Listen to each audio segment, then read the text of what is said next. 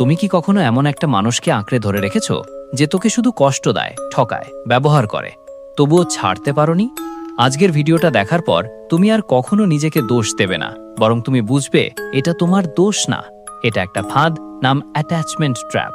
আর এই ফাঁদটা এতটাই নিখুঁত যে একবার পা দিলে বেরোনো প্রায় অসম্ভব। আমি পুরো ভিডিওটা 4টে স্টেপে ভাগ করেছি। 1, এই ফাঁদটা আসলে কি আর কিভাবে কাজ করে। 2, 7টা লক্ষণ যেগুলো দেখলেই বুঝবে তুই ট্র্যাপে আটকে গেছিস। 3, কেন তোর মস্তিষ্ক নিজেই তোকে ছাড়তে দিচ্ছে না, বিজ্ঞান প্লাস ডার্ক সাইকোলজি। 4, কিভাবে 30 দিনের মধ্যে পুরোপুরি বেরিয়ে আসবে, স্টেপ বাই স্টেপ। তো চল শুরু করি। স্টেপ 1, অ্যাটাচমেন্ট ট্র্যাপটা আসলে কি? এটা কোনো ভালোবাসা না, এটা একটা মানসিক আসক্তি, যেমন ড্রাগ। শুরুতে মিষ্টি লাগে, পরে শরীর মন দুটোই জ্বালিয়ে ছাড়খাড় করে দেয়। আর সবচেয়ে ভয়ের ব্যাপার, এই ফাঁদটা তৈরি করে না শুধু টক্সিক মানুষ, তোর নিজের মস্তিষ্কও তৈরি করে। স্টেপ 2, 7টা লক্ষণ যে তুই ইতিমধ্যে ফেসে গেছিস। 1, সে যত বেশি দূরে যায় তুই তত বেশি কাছে যাওয়ার চেষ্টা করিস। 2, তার একটা মেসেজে তোর পুরো দিন ভালো হয়ে যায়, আর না পেলে পুরোটা নষ্ট। 3, তুই জানিস সে ঠকাচ্ছে, তবুও এবার বদলে যাবে বলে নিজেকে বোঝাস। 4, বন্ধুরা বলে ছেড়ে দে, কিন্তু তুই শুনতে পারিস না। 5, তার সঙ্গে কথা না হলে শ্বাস বন্ধ হয়ে আসার মতো লাগে। 6, তুই তার পুরনো মেসেজ, ছবি, স্টোরি বারবার দেখিস। আর সবচেয়ে ভয়ঙ্কর, তুই নিজেই বুঝিস এটা ঠিক না, তবুও ছাড়তে পারিস না। যদি 7টার মধ্যে 4টেও মিলে যায়, তুই ইতিমধ্যে ট্র্যাপের ভিতর। স্টেপ 3, কেন তোর মস্তিষ্ক তোকে ছাড়তে দিচ্ছে না? 3টে বড় কারণ আছে। প্রথম, ইন্টারমিটেন্ট রিইনফোর্সমেন্ট। সে কখনো ভালোবাসা দেয়, কখনো উপেক্ষা করে। এটা জুয়ার মেশিনের মতো, আর জুয়ার আসক্তি সবচেয়ে শক্তিশালী। দ্বিতীয়, ট্রমা বন্ডিং।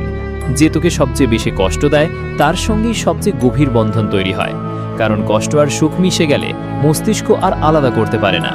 তৃতীয়, সাঙ্ক কস্ট ফ্যালাসি। এত কষ্ট করেছি, এত কেঁদেছি, এখন ছেড়ে দিলে সব বৃথা হয়ে যাবে।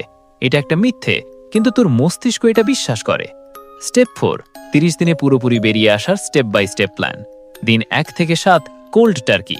সব যোগাযোগ বন্ধ, ব্লক, ডিলিট, ছবি লুকিয়ে ফেল। প্রথম 7 দিন সবচেয়ে কঠিন, কাঁদবি, রাতে ঘুম হবে না, এটা নর্মাল। দিন 8 থেকে 15, ডোপামিন রিসেট। নতুন রুটিন, জেম, বই, বন্ধুদের সঙ্গে বেরোনো। প্রতিদিন একটা নতুন জিনিস শিখবি, মস্তিষ্ককে নতুন আসক্তি দিতে হবে। দিন 16 থেকে 23, থট রিপ্লেসমেন্ট।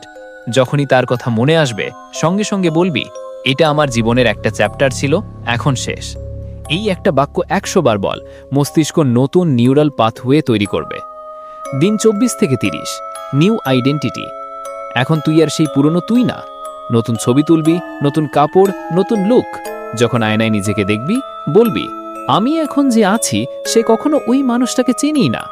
30 দিন পর যখন দেখবি সেই মানুষটার কথা মনে পড়লেও আর বুকটা ধানাস করে না, তখন বুঝবি তুই জিতে গেছিস। কমেন্টে লিখে যা তুই কোন দিনে আছিস এখন, দিন 1 নাকি দিন 30। আর যদি এই ভিডিওটা তোকে একটুও শক্তি দেয়, তাহলে শেয়ার করে অন্য কাউকে বাঁচিয়ে দে। পরের ভিডিওতে দেখাবো কিভাবে এই একই ট্র্যাপ দিয়ে তুই চাইলে কাউকে তোর জন্য পাগল বানাতে পারিস।